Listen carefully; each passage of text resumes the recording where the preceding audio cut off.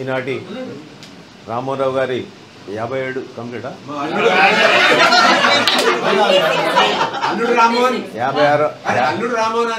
తర్వాత వస్తుంది 56వ బర్త్డే వెళ్ళి 57 పడుతున్న సందర్భంగా మన అందరి సమక్షంలో ఇంత గ్రాండ్ చేసినందుకు చాలా సంతోషకరము. మళ్ళీ కొన్ని అవకాశం వచ్చింది కాబట్టి నేను కొద్దిగా చెప్పుకుంటాను నా పర్సనల్గా. ఎందుకంటే నా బిడ్డ సెకండ్ ఇయర్లో ఉన్నది బీకామ్ 18 సంవత్సరాలప్పుడు. వారు కొత్తగా వచ్చి మా డిపార్ట్మెంట్లో జాయిన్ అయ్యారు. జాయిన్ అయినాక మేము అందరూ కలిసి జైత్యాల సభ్యులు ఉన్నాం, ఇద్దరం, రామారావు గారు నేను.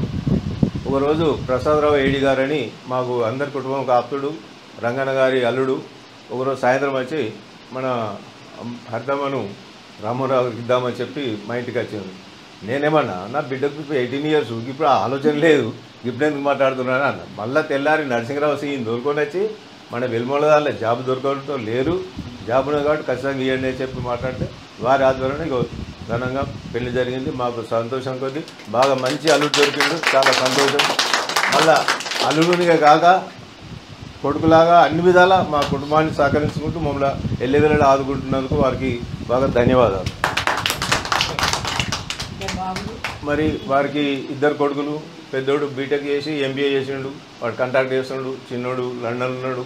ఇద్దరు కొడుకులు హ్యాపీగా ఉన్నారు. వారికి ఇంకా 5 సంవత్సరాలు జాబ్ ఉన్నది. ఇంకా మా బిడ్డ కూడా బీకామ్ చేసి సూతిట్టున్నా కానీ బీకామ్ చేసింది, బీఈడీ చేసింది, ఎంఏ చేసింది. ఇన్ని డిగ్రీలు చేసి కూడా హౌస్ వైఫ్ ఉన్నది.